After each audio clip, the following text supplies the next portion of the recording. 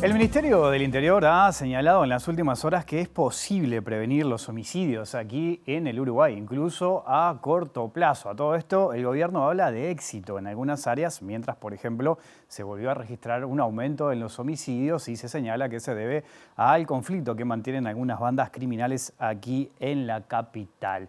¿Qué está pasando con la seguridad? ¿Por qué hay algunos problemas que no se pudieron resolver en estos últimos años? De todo eso estaremos hablando esta noche. Bienvenidas, bienvenidos. Sí, comienza el lado B.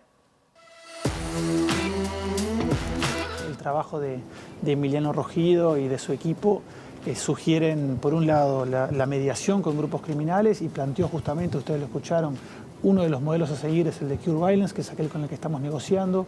El otro es la prevención focalizada, que también es un tema del que a partir de este trabajo hemos empezado a conversar con Fiscalía. Y el tercero es la mejora de las investigaciones criminales. Y hace un par de meses, partiendo de las conclusiones de este trabajo, es que conformamos un grupo de estudio de homicidios particular de la policía, que va a estar focalizado en aquellos barrios donde más se precisa, ¿no? Entonces, de vuelta, las conclusiones de estos estudios están informando a la política pública y creo que es un paso cualitativo muy importante para las políticas de seguridad de este país. El documento final se lo enviamos a los partidos políticos la semana pasada, creo que fue el martes o el miércoles, también lo hicimos público en la prensa, y ahora los partidos tienen hasta el día 14, hasta el viernes 14 de julio, para respondernos y decirnos si estamos de acuerdo con estas medidas que las plantearon ellos, o no, ¿verdad? Y bueno, nuestra intención siempre fue la misma. Nos parece que el país, el problema, el desafío que tenemos por delante, que ningún gobierno ha logrado resolver del todo, merece una política de Estado. Bueno, y de seguridad vamos a estar hablando esta noche aquí en Lado B, en la pantalla de TV Ciudad, con Rafael Paternain, sociólogo, especialista, ¿no?, en estos temas de seguridad ciudadana. Rafael, es un gusto recibirte en Lado B. Bienvenido. ¿Cómo andás? Muchas gracias, Wilmar. Muy bien. Un gusto estar aquí. Bueno, un gusto recibirte, ¿no?, para hablar de un tema del que venimos hablando desde hace mucho tiempo. El gobierno, por un lado, habla de éxito en algunas áreas, aumentan los homicidios, se habla de este conflicto que generan algunas bandas criminales en Montevideo. A nivel general, ¿qué lectura tenés de este momento que estamos viviendo? Bueno, hay como varias cuestiones superpuestas. Hay un primer nivel que podríamos abordar de la siguiente manera, que es la naturaleza de los fenómenos, el estado de situación.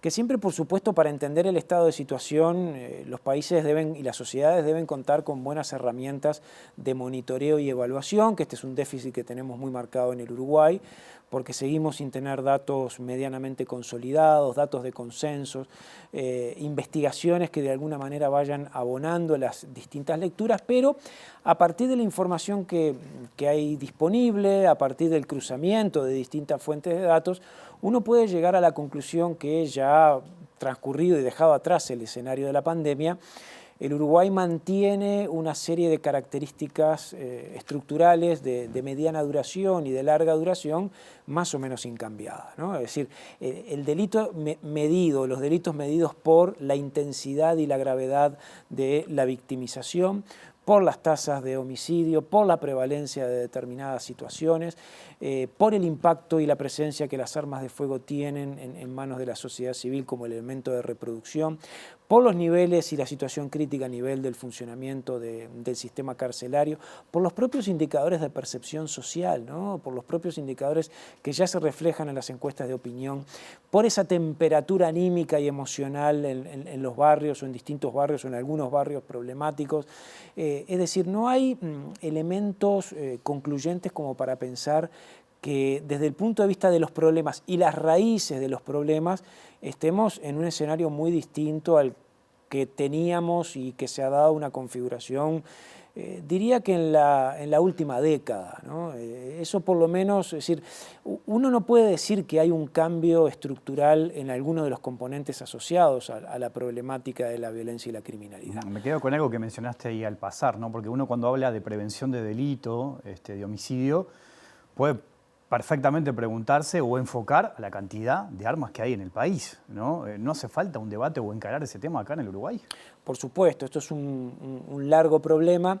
Si nosotros nos radicáramos en la violencia más grave que se manifiesta a través de las tasas de homicidio, a lo largo del tiempo y en un ciclo largo, más allá de que Uruguay tuvo relativamente tasas bajas en el contexto latinoamericano, no siempre las más bajas, pero andábamos ahí bordeando los 5, los 6 homicidios cada 100.000 habitantes, que ya era una cifra que para los patrones de integración social y de desarrollo social del Uruguay ya en aquel entonces deberían ser más bajas.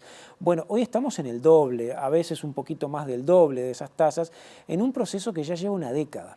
Ya lleva, este quiebre se empieza a dar de manera sistemática y sostenida a lo largo del tiempo, a principios del año 2012, sin solución de continuidad.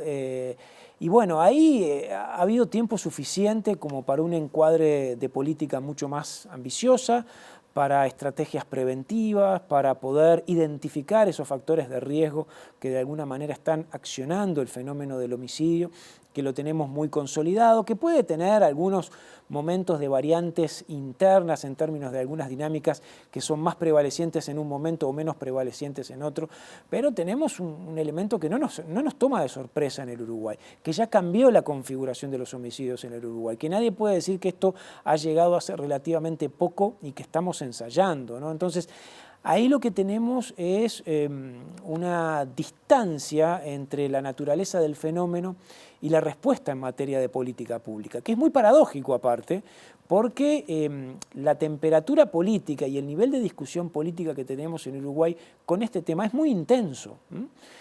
Tenemos un nivel de polarización política y de conversación política polarizada en torno al tema de la seguridad, con momentos ríspidos, con momentos desagradables incluso en el debate político, pero que sin embargo tiene poca traducción efectiva en política pública, ¿no? En política pública integral, que no es lo mismo que una confrontación parlamentaria o que ejecutar un presupuesto o que mover los engranajes de las instituciones que actualmente funcionan. Entonces, uno lo ve con preocupación política y con preocupación social de cómo los fenómenos se instalan y las respuestas, a pesar del ruido, a pesar de la intensidad del debate, recién están como en borrador, ¿no? Recién están, bueno, ahora estamos pensando en un plan integral y en poner el foco en los homicidios. Bueno, mejor tarde que nunca, yo eso lo admito, en algún momento hay que empezar, pero claro, las dudas que generan este tipo de iniciativas es que tanto van a poder arraigar y qué nivel de sostenibilidad van a tener. Tenemos un nivel de conflicto, de violencia y de criminalidad en el Uruguay que exige otra fortaleza en la respuesta política. Bueno, me quedo ahí, ¿no? Con el componente político, que es muy importante. Históricamente, vos lo sabes muy bien porque lo has investigado, el vínculo entre la política y la policía. Si yo miro hoy, obviamente el país está siendo gobernado por un gobierno de coalición que tiene diversas miradas de un mismo tema, incluso, ¿no? Recién veíamos a Sanjurjo en el té disparador del Partido Colorado, del sector Ciudadanos de Talvi ya no está más. Uno mira al ministro Heber, que vino a ocupar el lugar de Larrañaga. Heber, herrerismo, mano derecha, si se quiere, persona de confianza de la calle Pou.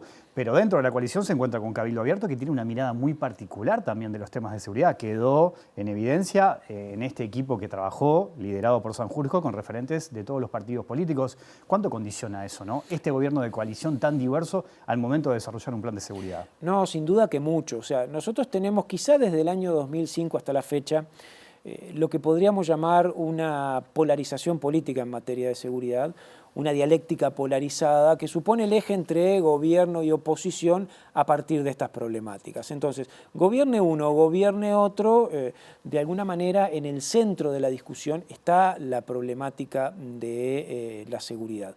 Y es muy curioso porque la política ha variado en términos generales, en términos sustantivos, más allá de los énfasis y las orientaciones, hay mucha continuidad en términos de los dispositivos fundamentales de la política pública. Sin embargo, mucho nivel de confrontación en torno a esto, con argumentos que se van cambiando según las posiciones objetivas. Esto es más quizá para un análisis politológico, pero los viejos argumentos que se escuchaban en la oposición cuando gobernaba el Frente son los que ahora el Frente esgrime cuando es oposición y viceversa entre el gobierno actual y los argumentos que manejaba el gobierno anterior. Entonces, tenemos esa dinámica que tiene como una especie de vida propia.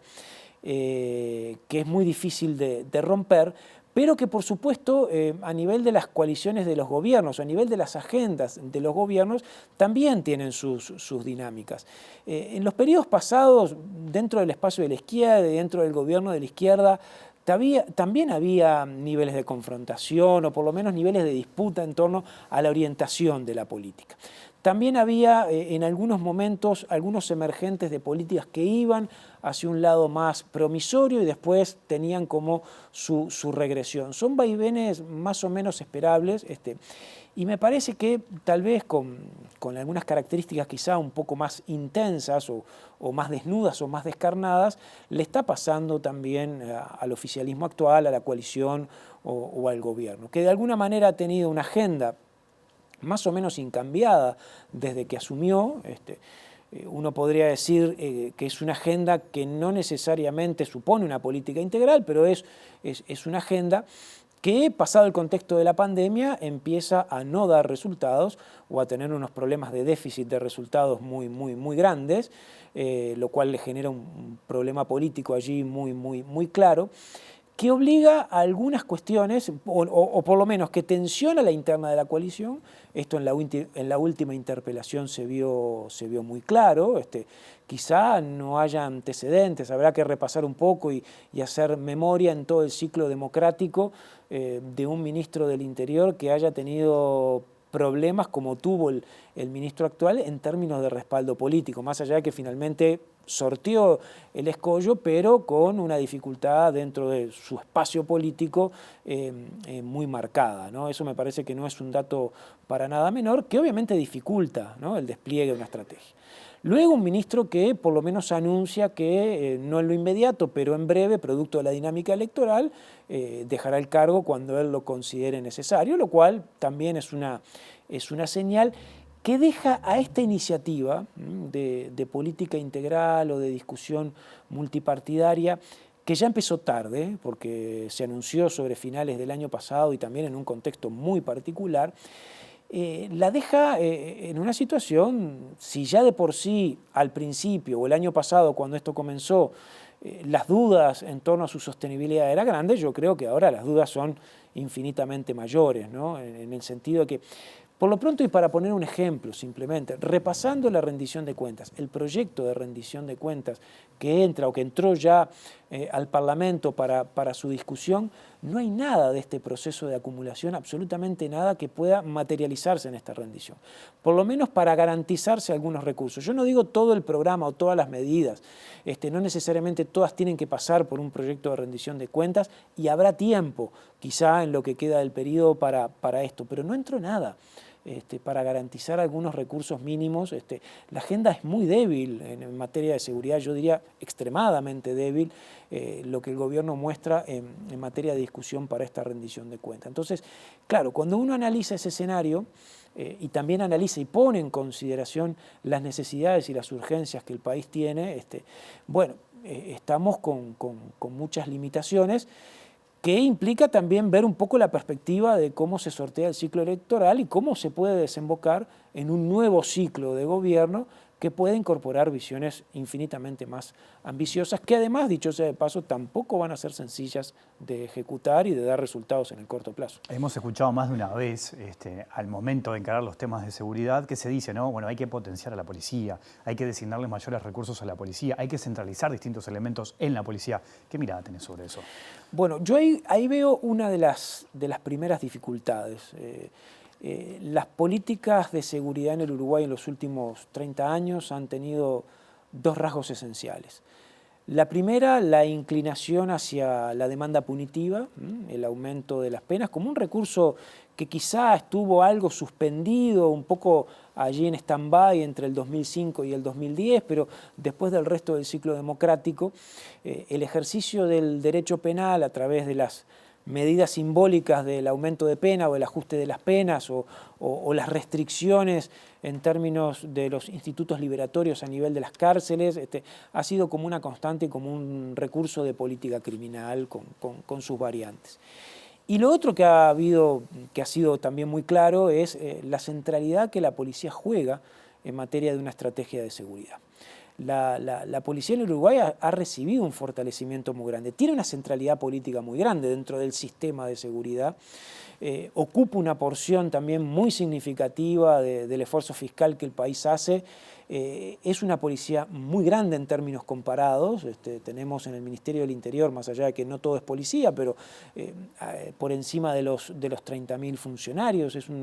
Es una cantidad comparativamente muy significativa con relación a otros países, en donde ha habido esfuerzos además presupuestales muy grandes, reestructuras, cambios organizativos, modernización, tecnificación, profesionalización. Ha pasado de todo con la policía y es muy importante que eso no se descuide.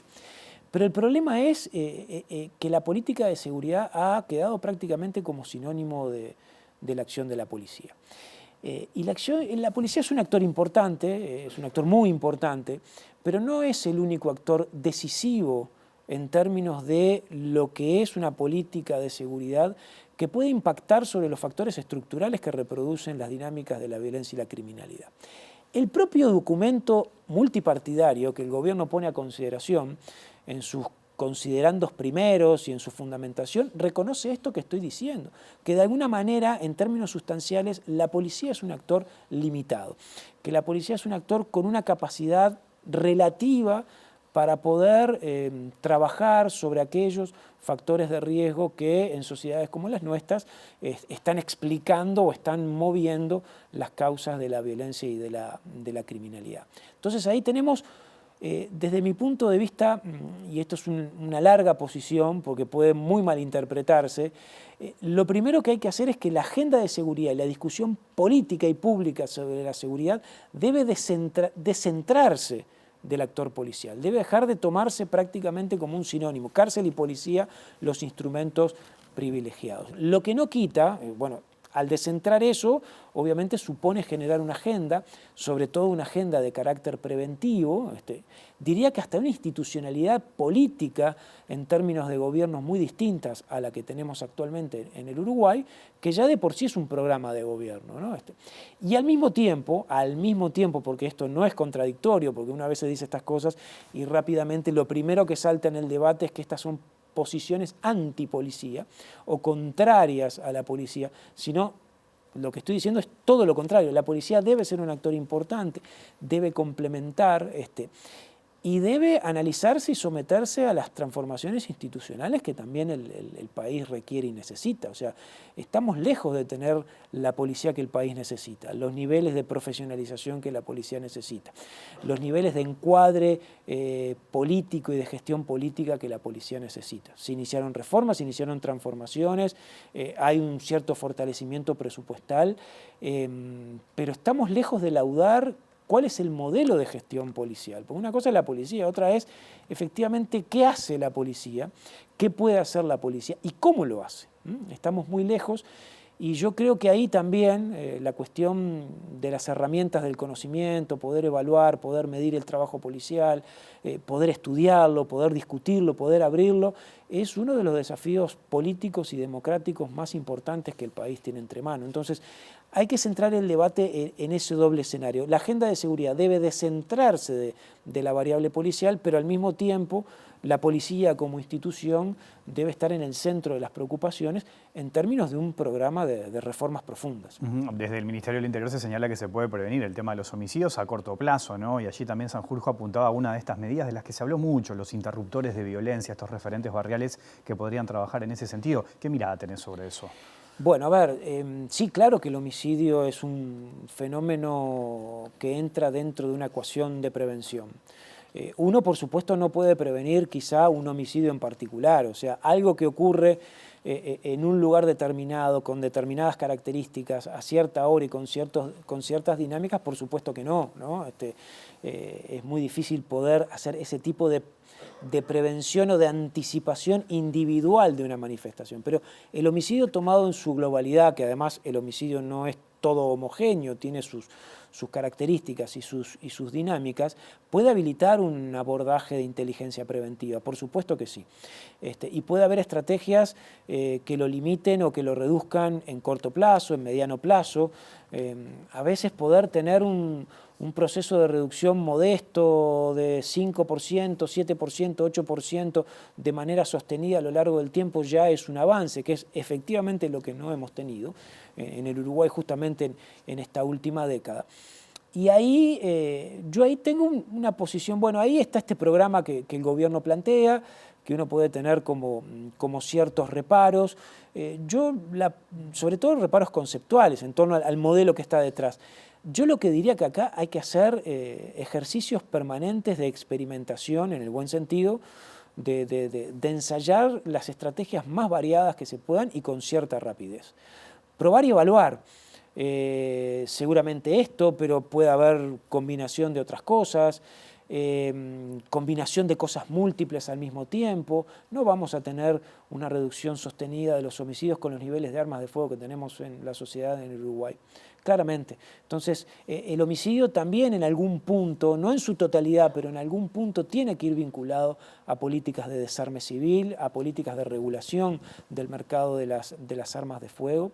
Pero también el homicidio tiene que ir asociado a la mejora de los niveles de la investigación criminal. Tenemos tasas de impunidad muy altas que se van, ¿no? A medida que el homicidio crece, las tasas de impunidad, los niveles de esclarecimiento se reducen por las razones que fueren, pero las tasas de homicidio en algunos países han podido reducirse cuando además de ciertas cosas, los procesos de investigación criminal y las reducciones de la brecha de impunidad se van reduciendo, se van limitando.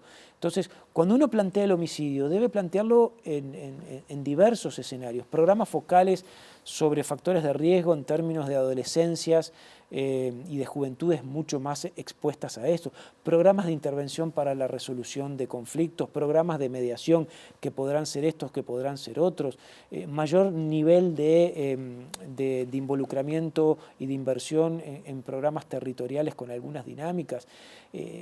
Muchas cosas se puede hacer en materia de prevención y es muy cierto que puede haber algunas experiencias que en el corto plazo den resultados promisorios.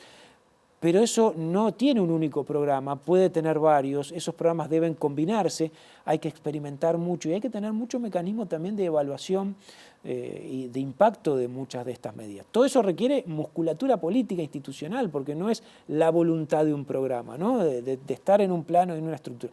Y eso es política pura y lamentablemente el país políticamente no se da espacios para institucionalizar ese tipo de ejercicios. Rafael, te propongo una pequeña pausa y seguimos conversando. ¿Cómo no? Ya sigue el lado B aquí en la pantalla de TV Ciudad.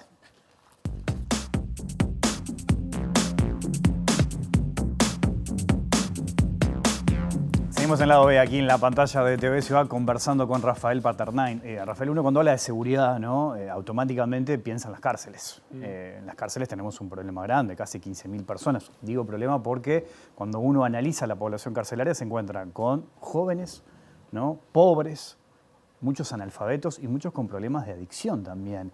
En ese sentido, constituye un problema porque obviamente todas esas personas recuperan su libertad y hay que ver qué pasa el día después, cuando esas personas vuelven a la calle. El vínculo que pueden llegar a tener con el delito. ¿Qué mirada tenés sobre ese tema? Totalmente. Bueno, la cárcel, a ver, hay como dos niveles también como para analizar esto, ¿no? La cárcel como institución, desde el punto de vista político, por lo menos en el Uruguay, ha cumplido una función relevante, ¿no? Lo tenemos que admitir. No quiero decir que sea una función positiva, yo creo que no es una función positiva, pero cumple esa función de alguna manera de expandir una política criminal de mano dura que supuestamente o en teoría satisface las demandas sociales frente a los problemas que tenemos. Y ese es un camino que se ha recorrido en el país, un camino muy negativo, que se ha ido consolidando. Y además, desde algunas perspectivas, esto también es muy discutible, la cárcel se utiliza como un mecanismo de contención de la violencia y la criminalidad. Es decir, cuanto más aprendo, cuanto más detengo y cuanto más encierro, en términos de volumen, se supone que gente encerrada es gente que afuera no delinque y por lo tanto puedo llegar a tener algún impacto positivo en términos de las tasas de la violencia y la criminalidad. eso es más una creencia que una realidad, porque el país, si uno analiza la curva del aumento de la población carcelaria, analiza la curva del aumento del delito, lo que vamos a ver es que aumenta una, pero también aumenta la otra. No es que me aumenta la población carcelaria y luego me disminuye o se morigera la curva del delito. Todo lo contrario, aumentan en paralelo. Por lo tanto, lejos de ser un elemento que construye seguridad, desde mi punto de vista es un elemento que reproduce la inseguridad y el delito. Entonces, claro, el sistema en su conjunto, tal cual funciona hoy en día, ya está en una situación imposible, no lo digo yo, lo dice el comisionado parlamentario. Tenemos niveles históricos, tenemos unas tasas de prisionización de las más altas de América Latina, y esto prácticamente no redunda en nada, porque los problemas de derechos humanos se agravan, los problemas internos en términos de calidad de vida se deterioran enormemente. Las políticas de egreso son muy débiles, las políticas de reinserción social no están pensadas, se habla pero no están enunciadas, y es muy difícil también hacer política de reinserción, de rehabilitación o de reinserción social también con estos niveles de población penitenciaria. Entonces, hay un capítulo ahí de la política criminal que ha tenido como una progresión o ha tenido una tendencia muy regresiva que no se toca, bueno, porque hay ciertas limitantes políticas, o sea, replantear esto supuestamente hace al quien lo plantea o al ejecutor de esta política o de iniciativa como que está cediendo, ¿no?, como que está cediendo a una suerte de mano blanda o a querer pensar alternativas que no son la cárcel y que por lo tanto cualquier otro tipo de medida que no sea la cárcel no va a funcionar. Y en realidad está muy discutido o hay amplia evidencia o interesante evidencia en el sentido de que puede haber mecanismos de sanción del delito que no necesariamente sean la cárcel, que sí funcionan. Tampoco hemos experimentado nada en ese sentido, ¿no? Entonces, así como yo digo que la policía tiene una centralidad como muy fuerte en la agenda de seguridad y tenemos un nivel de polarización en la discusión pública, también tenemos esa otra invariante que es la cárcel como el gran regulador, y que no tocamos, y que la cárcel sigue creciendo en términos de población bajo la promesa de poder ejecutar programas de rehabilitación que nunca llegan y que son más bien inviables, producto del volumen de esa población carcelaria. Y en el medio, o en esos intersticios de los puntos decisivos, no ensayamos nada y prácticamente no tocamos nada, como son las penas alternativas, como son los procesos de egreso o de reinserción social, en donde prácticamente los programas que hay allí o las inversiones que hay allí han sido muy, muy deficitarios. Entonces tenemos un nudo enormemente crítico que termina a la larga y a la corta, aunque esto a veces no se dice pero no se termina de admitir del todo en el debate político, termina reproduciendo el delito. Rafael, te agradezco mucho tu visita esta noche aquí a la hora. Ha sido un gusto, Wilmar, muchas gracias. Hasta la próxima. Nos vamos, volvemos mañana después de las 20 horas. Que pasen bien, chao.